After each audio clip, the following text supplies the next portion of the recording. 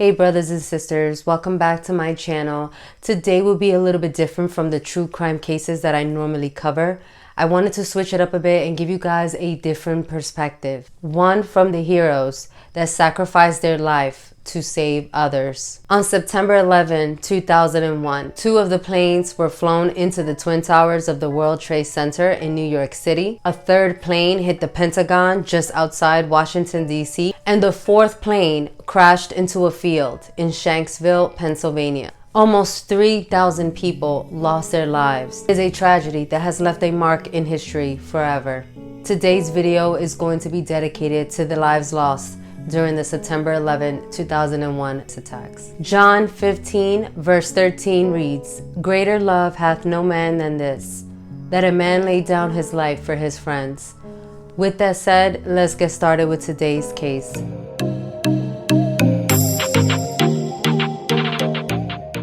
Now, if you haven't already done so, please don't forget to subscribe and support your girl's channel. Today, we will be discussing the true definition of a hero. When I hear the word hero, I think action figures and superheroes from comic books. But the reality is, heroes are people from everyday walks of life, just like you and me. Frank Martini was a construction manager employed by the Port Authority of New York, the agency that managed the World Trade Center. Frank and his wife Nicole both worked in the Twin Towers, and Frank was specifically on the 88th floor of the North Tower. On the morning of September 11th, his wife decided to go to his office to drink a cup of coffee and to say hi to his colleagues and his staff. And that's when it happened. It was 8:46 a.m. when the first plane hit the North Tower. I decided to go up to his office and have a cup of coffee with him before work and say hello to his staff.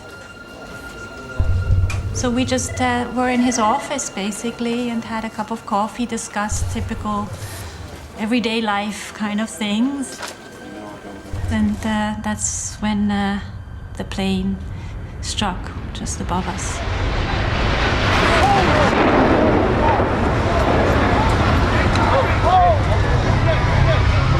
On the 88th floor, 15 meters below the impact, all the colleagues were dealing with confusion, but still did not know that their building had just been hit by a hijacked plane.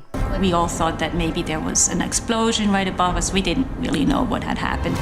Stay calm, everybody. By this point, Frank, his wife, and all the staff are trapped on the 88th floor. The staff is leaning towards Frank, hoping for a way out, as no one knew the building more than a construction manager. Frank took charge of the situation and was searching for a way out. He discovered that two of the emergency stairwells are completely blocked. That's when he realizes that the third one, stairwell C, is open. Frank came back to give the good news that there was a way out.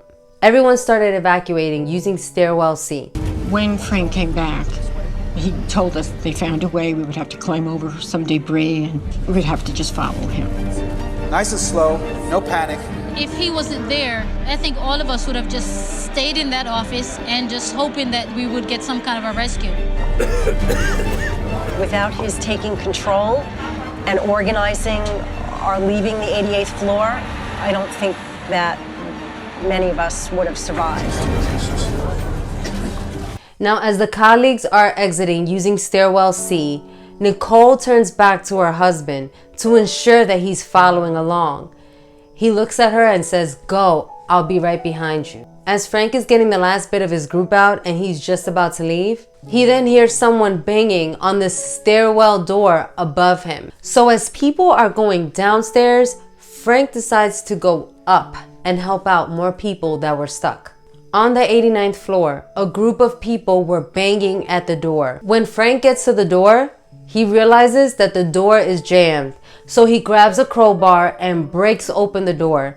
And because of him, now 15 to 20 more people are now saved and are able to escape the building. Going through the door, and this fellow whom I've since learned was Frank Martini. I just gave him a thanks. And he just nodded in, "You're welcome." Frank and the other men started heading down and they helped people wherever they could. This heroic act would unfortunately cost him his life. At 10:28 a.m., the North Tower collapsed, with Frank and all who were left inside the building. This is as close as we can get to the base of the World Trade Center. You can see the firemen assembled here, the police officers, FBI agents, and you can see the two towers. A huge explosion now raining debris on all of us. We better get out of the way! Frank sacrificed his life, but in doing so, he was able to save 77 people from the 88th to the 89th floor. He left behind his 2 children and his wife. The supreme evidence and expression of Jesus' love was his sacrificial death. As Christians, we are called to exemplify this sacrificial giving towards one another. Those who obey him in this and trade what they can see for what they cannot will find eternal and abundant life in Christ. The man in the red bandana is another hero that goes by the name of Rhys Crowther. Wells always wanted to be a firefighter and always carried a red bandana. It was his trademark given to him by his father when he was 6 years old. At 16, Wells joined his father as a volunteer firefighter and was a junior member of the Empire Hook and Ladder Company. Wells then went on to graduate college and graduated with a degree in economics and moved to New York City, taking on a job as an equities trader, settling on the 104th floor of the South Tower. When the plane hit the North Tower, Wells, who was in the South Tower, immediately called his mom and left her a voicemail to let her know that he was okay. Mom, this is Wells. I want you to know that I'm okay.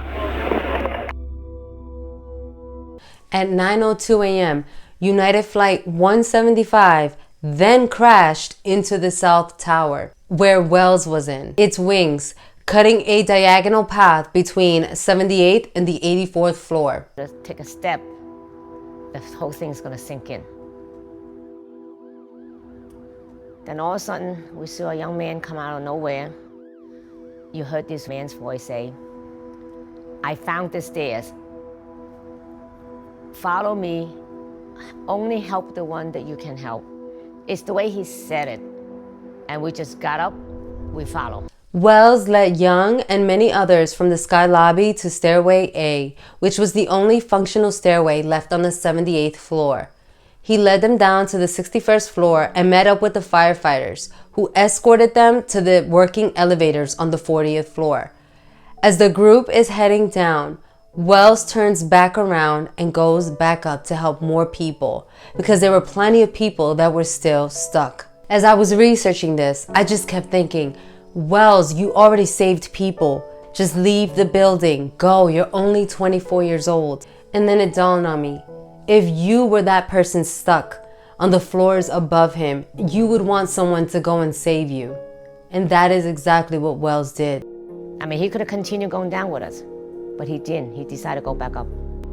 She had just come out of surgery. At that point, she could hardly speak, but she wanted to tell me what had happened. Judy said she saw a young man appear out of nowhere. She watched him as he went around helping people, putting out fires, and administering aid to the injured. And he said, "Everyone who can stand, stand now. If you can help others, do so." Those were his exact words as she told it to me that afternoon. As people evacuated the building, and while Wells continued to help and rescue those around him, sadly at 9:59 a.m., the South Tower collapsed, killing all those who were left inside. I was standing right here in this room, watching, and I saw the tower collapse. I thought to myself, if Wells is lost, I literally dropped down on my knees here. And I said, and I prayed. I said, "Dear God, take me now. Leave him here. Take me now." When I heard the news that the tower had come down, I knew in my heart of hearts that Wells was gone. I can't explain why, other than it was just a mother's heart knowing. Sorry.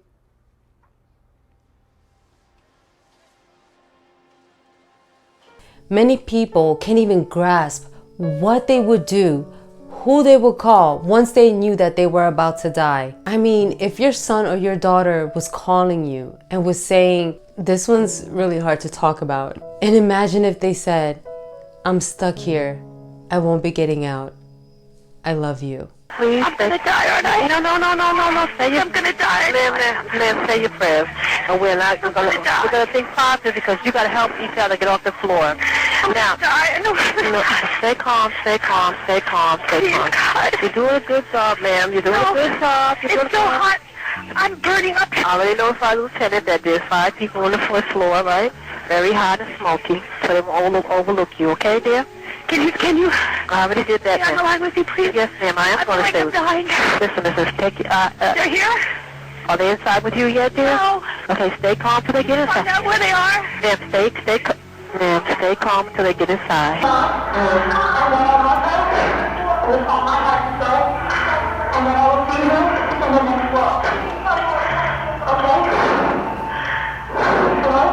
Yes, ma'am.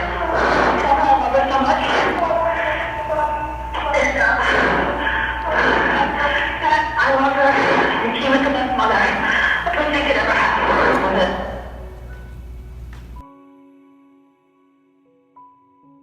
Out of the 3,000 victims that were killed during the attacks, 412 were emergency workers that responded to the World Trade Center, which includes 343 firefighters, 60 police officers, 8 emergency medical technicians and paramedics, 3 New York State court officers, and 1 patrolman.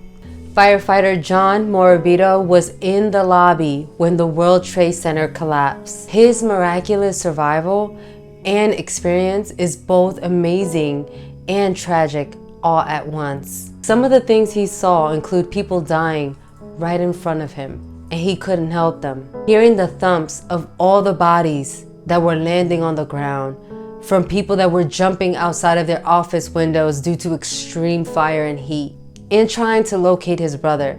He said it looked like the world was ending. And unfortunately for 3,000 people that day, it did. I realized we were already running over bodies in the street. People had been blown out from the Trade Center. I don't know if they were from the plane or if they had been from the building, but their bodies were on the street. You couldn't see them, the smoke was that thick. The smoke and debris and everything was falling from the sky, and people were cowering on the floor. There were already people that were burned and bleeding in front of the firehouse that were getting hit with debris falling. So in my mind, this was unbelievable. It was surreal. What was going on over here? I had no idea what could possibly be happening. It never occurred to me that it might have been a commercial airplane. I looked at my office, I said, these are bodies. And to me, it looked like insulation from the building, pink insulation rolled up in the dust. So immediately we went to the people that were on the floor. There was a gentleman pushed up against the wall. He was burned, he was already dead. There was a woman, she sat up and she was trying to speak to me. Her voice, her throat had closed up, it had swollen closed. And she sat up and she was trying to get the words, and I said, stay calm, we'll get you out of here. She was nude, her clothes had burnt off. Her fingertips were gone, they were burned. Her throat had closed up. She laid down and she died right there in front of me. I couldn't do anything to help her, unfortunately. So we assumed that that was our best bet to try to get people out of there. Were you seeing the jumpers, John? I could feel them. I could hear them landing on the mezzanine above me. Not one at a time. And you knew that's what it was? But 10 and 20 at a time. They were raining out of the sky. And when their bodies hit, the impact sounded like an explosion. Jeez, what did you think? Thought it was the end of the world. At one point, I saw a blind man with a seeing eye dog. It's hard to talk about. But his normal direction, his normal way of leaving the building must have been blocked. And I could see him walking around in circles in the panic and the pandemonium. And I grabbed 2 Wall Street looking guys in suits. I says, get that guy and don't let him go. They grabbed the guy, they grabbed the dog, they got under his arm. They carried that guy 4 blocks to the subway. They never once let him go. I was so proud that they never ran off on their own and left him behind. Because at that point they could have, and everybody would have understood that it was every man for himself. They took that guy and they carried him all the way, and I watched them to make sure that they didn't leave him behind because I was going to go get him. They took him, yes sir, no problem. They took him all the way down the stairs. I was very, very proud of the New Yorkers that day. Down, A woman comes up to me and she says, my husband's a firefighter. His name is Danny Potter. He works in your firehouse. I says, I know Danny. He's okay. He's still out in the street. Everything is fine. I said, but you have to leave. She walked through the door. Another woman followed her. She walked through the door. I'm standing with the 40 firefighters. The lights go out.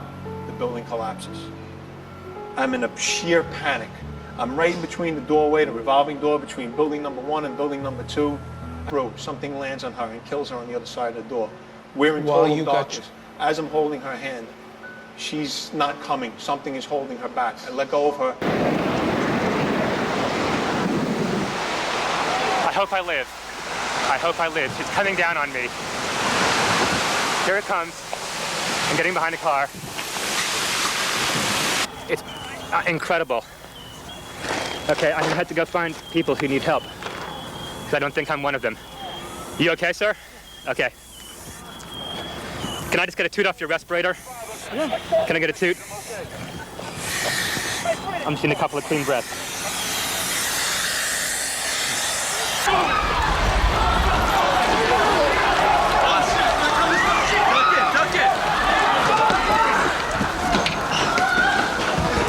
Anthony, you okay? Yeah. Please. Oh my God. Oh my God. Watch out, watch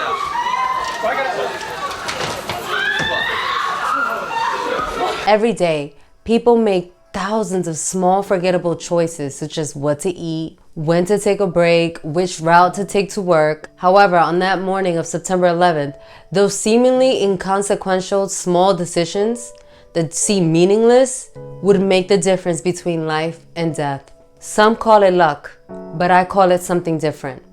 I call it divine intervention. Greer Epstein was known to never take breaks.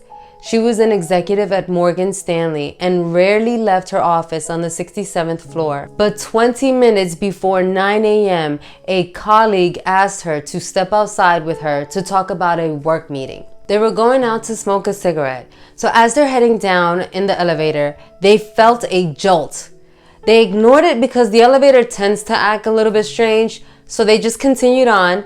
When they step outside, they notice that everyone was frozen in place and was staring at the sky. As she looks up, that is when she sees a plane flying through her office in the South Tower. She missed it by a few minutes. Elise O'Kane was a United Airlines flight attendant and was supposed to be on flight 175, the flight that crashed into the towers. Elise wanted to work her usual trip from Boston to Los Angeles that month. But in August, while she was scheduling her flights on the airline's computer system, she accidentally inverted 2 code numbers and wound up with the wrong schedule. She managed to trade flights with the other attendants for all her flights except one, United Flight 175 on September 11. So the night before, she tried to log into the computer system again to request that flight. The computer froze. By the time it finally processed her request, it was 1 minute past the airline's deadline for such changes. Could you imagine her frustration? Her request for flight 175 was denied. She ended up driving into work fuming. She would have to fly to Denver instead of Los Angeles. And of course, she was not happy at all. On the shuttle ride from the employee parking lot to Logan International Airport that morning, she sat next to a cheerful reserve flight attendant, Robert Fangman. The 33-year-old was gushing that he was called to be on that flight that she wanted to be on. Elise was upset that she couldn't trade into that flight, but nonetheless, she was happy for Robert. They said their goodbyes and the plane took off. And the plane that Elise was supposed to be on was the plane that crashed into the Twin Towers. Michael Lomonaco was a chef of Windows on the World, a restaurant that was located on the 105th floor of the North Tower. He normally would be at work by 8:30 a.m., but this morning, he stopped to get his glasses at the shopping concourse under the World Trade Center. That small little decision saved his life, while 72 of his colleagues were killed. Holly Winter was supposed to meet with 2 of her best friends, They were supposed to go and bring breakfast to one of the guys' office at the Twin Towers on Tuesday morning, September 11th. Holly's mom called her and said she would be visiting that day. And Holly begged her mom to change her trip. She said she already had plans, but her mom said, no, I am going there anyways. I want to see you. It's just the right time. So Holly ended up canceling on her two friends. Holly's two best friends still kept with their plans. And on that day, both of her friends lost their lives. Now, in the same way that fate would have it, that these people miss death by a hair's breadth, some unfortunately would be at the wrong place at the wrong time. Melissa Harrington Hughes was an international trade consultant and was in New York for one day for a business meeting, and that day was on September 11th. She unfortunately would be trapped in one of the Twin Towers and would end up losing her life. Mike Warcola, a lieutenant with the fire department, made it all the way up to the 40th floor of the North Tower. He was working some of his literal last hours of the FDNY on September 11th, as he just had handed in his retirement paperwork after service for 24 years. Jeremy Glick's flight from September 10 from Newark's airport was delayed, so he switched onto United Airlines Flight 93 the following day. This flight crashed into a field in Somerset County, PA. The 9/11 attacks had an immediate negative effect on the US economy. Many Wall Street institutions, including the New York Stock Exchange, were evacuated during the attacks. On the first day of trading after the attacks, the market fell 7.1%. New York City's economy alone lost 143,000 jobs a month and 2.8 billion wages in the first 3 months. The heaviest losses were in finance and air transportation, which accounted for 60% of job loss. The estimated cost of the World Trade Center damage is $60 billion. The cost to clean the debris at Ground Zero was $750 million. Today's video was really hard to make. I kept putting myself in their shoes and just wondering, what would I do if I knew that I was about to die? Who would I call? What would I do? James 4 verse 14 reads, "Yet you do not know what tomorrow will bring. What is your life? For you are a mist that appears for a little time and then vanishes. Instead, you ought to say, if the Lord wills, we will live and do this or that." We have a habit of making plans as if we are the masters of our own fate. We want to think of ourselves as able to do anything that we put our minds to. The problem with that, as James writes, is that we can't predict or control the future. We truly have no idea what will happen tomorrow. And in addition to that, our lives are fragile and temporary, here only for a moment and then gone. It's not that James is being a pessimist or denying the value of sound planning or judgment. It's that we must realize our human limitations, recognize how dependent we truly are, and carry with us an awareness that every moment and every movement is dependent on God's grace, mercy, and will.